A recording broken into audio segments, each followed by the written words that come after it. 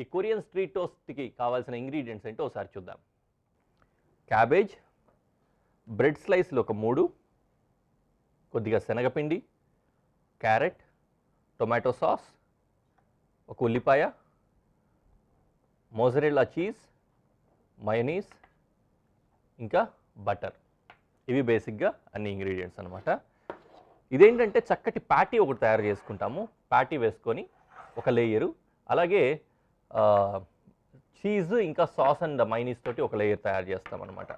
ఇది sandwich deck sandwich లాగా వస్తుంది అనమాట. మల్టీ లెవెల్లో 2 లెవెల్స్లో వస్తుంది. డబుల్ శాండ్విచ్ లాగా ఉంటుంది. ఆప్షనల్ అనమాట. అది 3 లెవెల్ 4 లెవెల్ ఇట్లా కూడా పెట్టుకుంటూ పోతూ ఉంటారు. మనమైతే ఇప్పుడు 2 లెవెల్లో తయారు చేస్తున్నాం. ఓకే, ఫస్ట్ బ్రెడ్ని టోస్ట్ చేసుకోవాలి. అందుకోసం పెనం వెలిగించేసాను.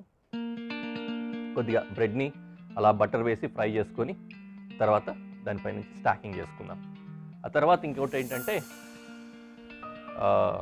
క్యాబేజ్ ఇంకా క్యారెట్ని అలాగే ఆనియన్ని గ్రేట్ చేసుకొని కలుపుకోవచ్చు అనమాట ప్యాటీ కోసం.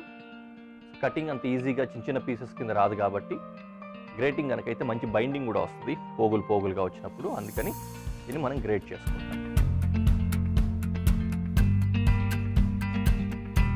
క్యాబేజ్ని ఇలా గ్రేట్ చేసుకుంటాం.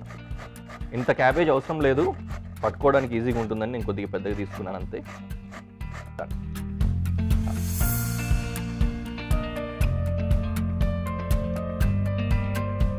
అలాగే క్యారెట్ కూడా.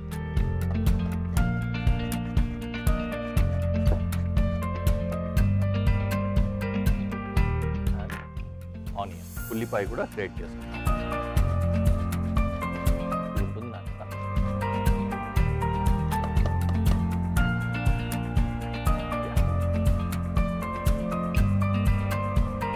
ఈలోపు ఇక్కడ పెనం వేడైపోయింది. ఇందులో కొద్దిగా బటర్ వేసి బ్రెడ్ని టోస్ట్ చేసుకుంటాం.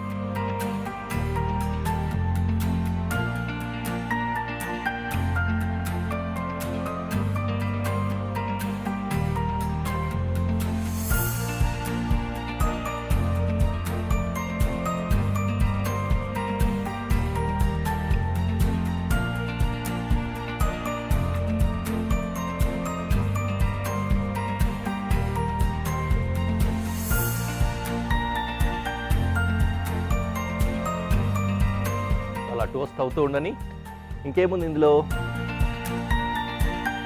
ఫ్లవర్ వేసి కొద్దిగా నీళ్లు చిలకరించుకొని మంచి ప్యాటీ తయారు చేసుకోవాలి. కొద్దిగా ఉప్పు కారం కూడా వేసుకోవాలన్నమాట. శనగపిండి,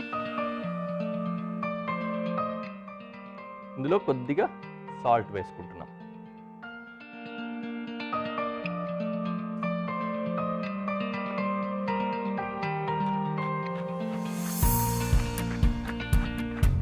కొద్దిగా గట్టిగానే పెప్పర్ పడుతుందండి, వేరే ఇంకెక్కడ మనం కారం ఏం వేయట్లేదు కాబట్టి.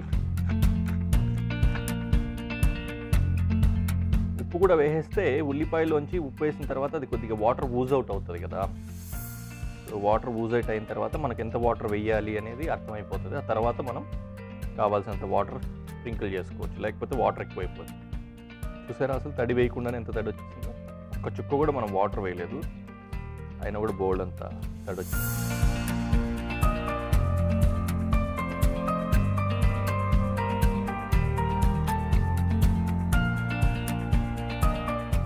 మిశ్రమం అయితే ఇక్కడ రెడీ అయిపోయిందండి. దీన్ని ఒక స్క్వేర్లో ప్యాటీ తయారు చేయాలన్నమాట. రౌండ్గానే చేసుకోవచ్చు. బ్రెడ్ రౌండ్ స్క్వేర్గా ఉంది కాబట్టి నేను దీన్ని స్క్వేర్గానే చేద్దాం అనుకుంటున్నాను ప్యాటీ కూడా.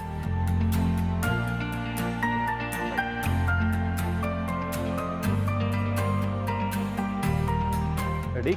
ఫస్ట్ అయితే టోస్ట్ అయిపోయిన బ్రెడ్ని తీసేసుకున్నాను.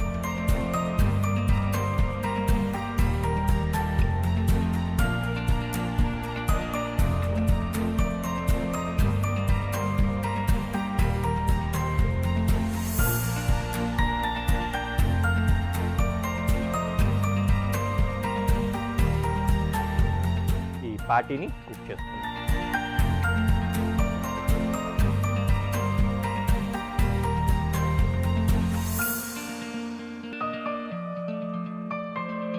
జస్ట్ షేపు సైజు రావడం కోసం నేను దీన్ని కొలత కోసం పెట్టుకున్నా. ఏం చేస్తున్నాడు ఇక్కడ స్లైసర్ తోటి అనే డౌట్ ఏమొద్దు మీకు.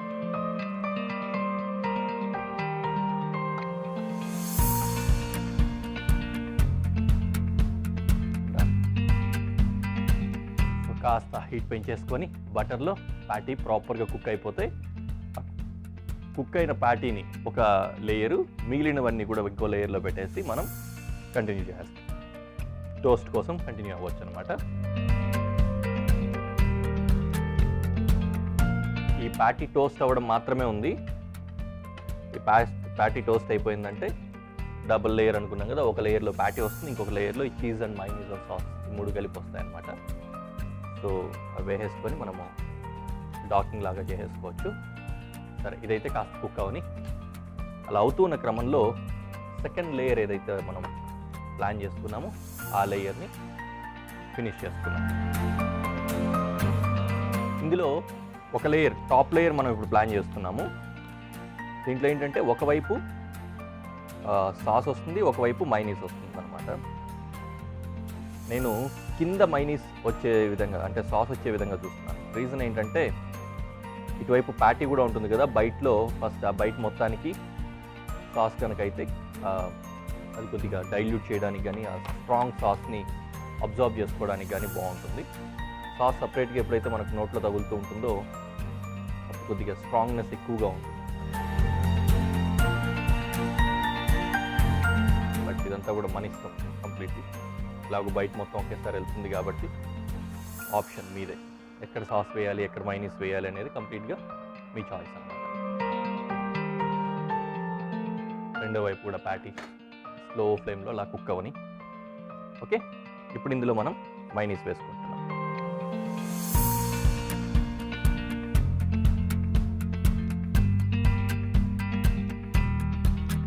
మీరే ప్యాటీ వెజ్ కావాలంటే వెజ్, నాన్ వెజ్ కావాలంటే నాన్ వెజ్, ఏదైనా పెట్టుకోవచ్చండి. ఏంటి కొరియన్ ఫుడ్లో కూడా వెజ్ ఏం తింటాంలే అనిపించింది అనుకోండి, మీకు శుభ్రంగా నాన్ వెజ్ ప్యాటీ తయారు చేసుకోండి. Okay, now cheese time.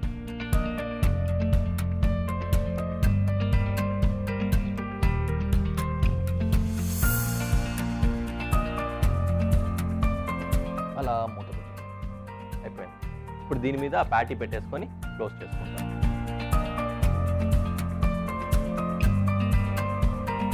Patty కూడా కుక్ అయిపోయిందండి.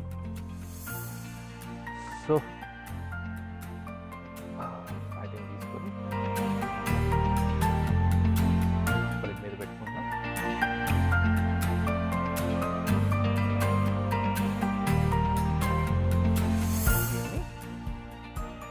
ఇలా డాకింగ్ చేసుకుంటాం. ఈ డాక్ అయిన దాన్ని ఏం చేస్తామంటే లోపల చీజ్ మెల్ట్ అవ్వాలి కాబట్టి జాగ్రత్తగా దీన్ని తీసి పొయ్యి మీద ఇలా పెట్టుకొని, వీలైతే దీని మీద ఏదైనా మూత పెట్టేయచ్చు. అలా పెట్టేస్తే కాసేపటికి లోపల చీజ్ మెల్ట్ అయిపోతుంది, డైరెక్ట్గా సర్వ్ చేసేసుకోవచ్చు అనమాట. సో ఇది మెల్ట్ అయిన తర్వాత ప్రజెంటేషన్లో మీకు చూపిస్తాను.